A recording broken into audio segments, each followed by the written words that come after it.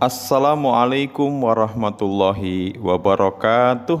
Senang sekali jumpa kembali dengan Wahyudi AS. Kali ini kita akan sajikan topik berkenaan dengan kurikulum merdeka dengan pokok bahasan terkait modul ajar ya. Lebih spesifik lagi, kita akan sajikan terkait paradigma dan bentuk asesmen di kurikulum merdeka.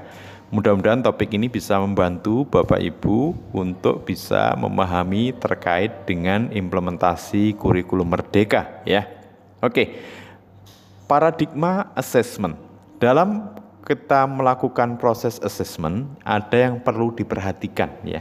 Jadi yang harus diperhatikan dalam menentukan assessment yang pertama adalah terkait dengan penerapan pola pikir bertumbuh atau growth mindset ya.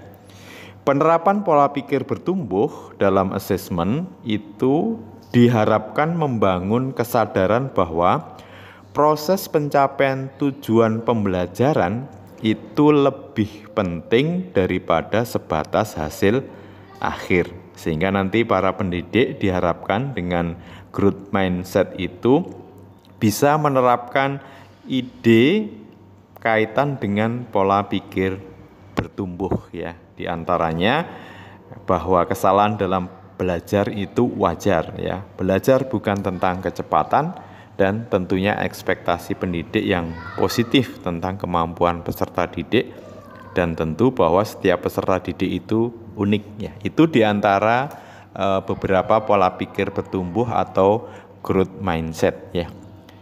Berikutnya paradigma asesmen yang perlu diperhatikan adalah bahwa terpadunya asesmen itu mencakup kompetensi pada ranah sikap, pengetahuan, dan keterampilan. Artinya bahwa pada kompetensi ranah sikap, pengetahuan, dan keterampilan itu ada saling keterkaitan. Sehingga nanti dalam proses asesmen ada keterpaduan antara tiga ranah kompetensi ini. Nah, itu yang perlu diperhatikan. Kemudian yang berikutnya adalah keleluasaan dalam menentukan kriteria ketercapaian tujuan pembelajaran. Jadi pendidik atau Bapak Ibu guru itu punya keleluasaan untuk menentukan kriteria ketercapaian tujuan pembelajaran disesuaikan dengan karakteristik satuan pendidikan ataupun juga karakteristik dari peserta didik ya.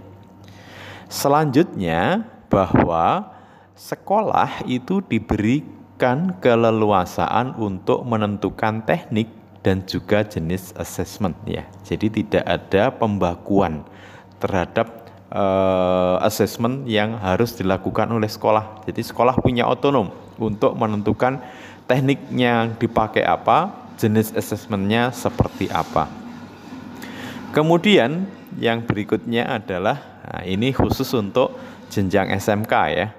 Terdapat juga bentuk asesmen khas yang membedakan dengan jenjang yang lain, yaitu asesmen praktek kerja lapangan, uji kompetensi kejuruan, dan uji unit kompetensi. Jadi ini adalah paradigma asesmen yang perlu diperhatikan ya. Jadi penerapan growth mindset, keterpaduan asesmen di tiga ranah, keleluasaan dari Bapak Ibu guru atau pendidik untuk menentukan ketercapaian tujuan pembelajaran. Kemudian sekolah diberi keleluasaan untuk menentukan teknik dan jenis asesmen, dan tentu ada yang khas di SMK terkait asesmen, misalkan asesmen praktek kerja lapangan, uji kompetensi kejuruan, dan uji unit kompetensi. Nah, selanjutnya adalah contoh bentuk asesmen formatif dan sumatif ya. Ini yang perlu dicermati Bapak Ibu ya. Karena bentuk asesmen formatif dan sumatif ini nanti akan adaptif dengan ya skill keterampilan abad 21 yang mesti akan dikuasai oleh peserta didik kita. Karena peserta didik kita hidup di zamannya. Nah, oleh karena itu bentuk asesmennya itu beberapa yang direkomendasikan. Yang pertama adalah mengembangkan diskusi kelas ya. Kenapa ini disarankan menjadi bentuk asesmen formatif ataupun sumatif? Karena dengan diskusi itu mengembangkan kemampuan berkomunikasi.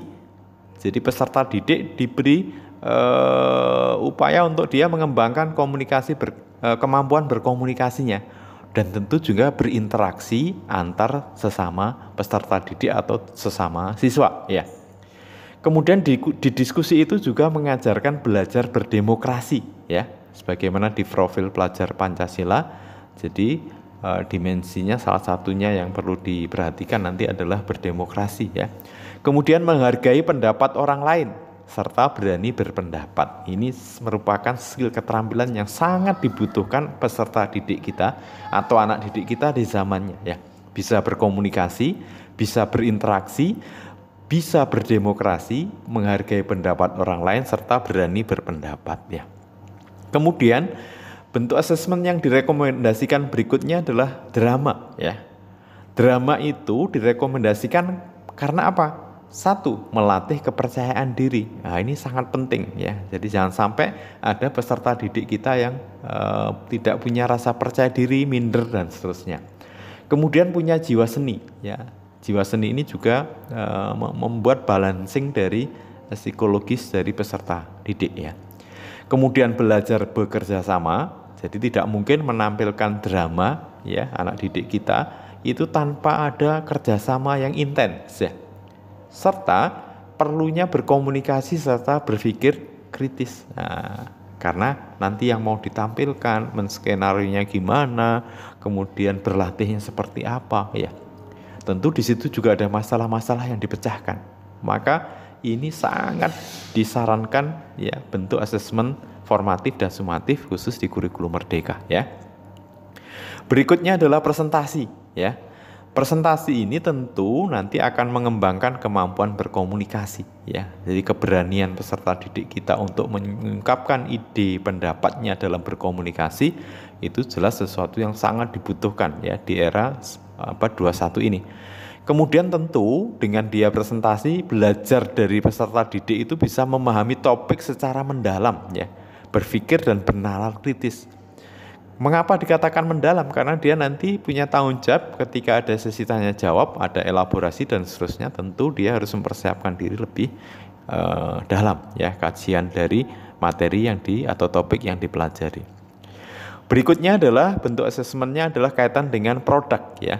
Jadi produk ini tentu akan mengembangkan kreativitas, kemudian juga meningkatkan ketelitian dan jiwa seni. Ini sangat dibutuhkan, ya.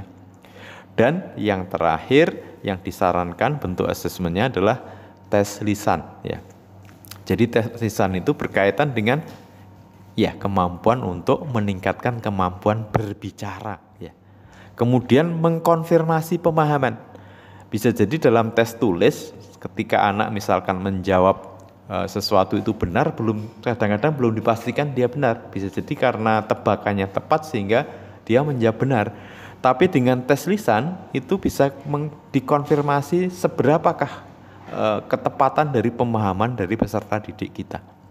Dan juga menerapkan umpan balik. Artinya kalau peserta didik saat itu ada pemahaman atau konsep yang masih belum sesuai, maka saat itu bisa langsung diberikan umpan balik.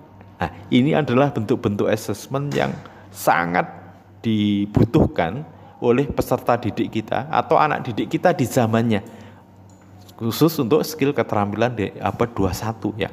Jadi butuh kemampuan berkomunikasi, bisa berkolaborasi, berinteraksi, bisa memahami arti demokrasi, menerapkannya, menghargai pendapat orang lain, berani berpendapat, percaya diri, memiliki jiwa seni, bisa berkolaboratif, ya, berkomunikasi, berpikir kritis, mengembangkan kemampuan berkomunikasi, kemudian memiliki pemahaman topik yang mendalam, ya, punya nalar kritis, kemudian kreatif, kemudian punya ketelitian, meningkatkan kemampuan berbicara. Nah, ini tentu merupakan skill-skill keterampilan yang dibutuhkan oleh peserta didik kita. Mudah-mudahan informasi terkait dengan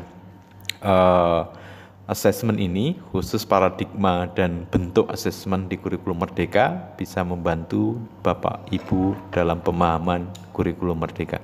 Terima kasih, mohon maaf, sampai ketemu pada video berikutnya. Assalamualaikum warahmatullahi wabarakatuh.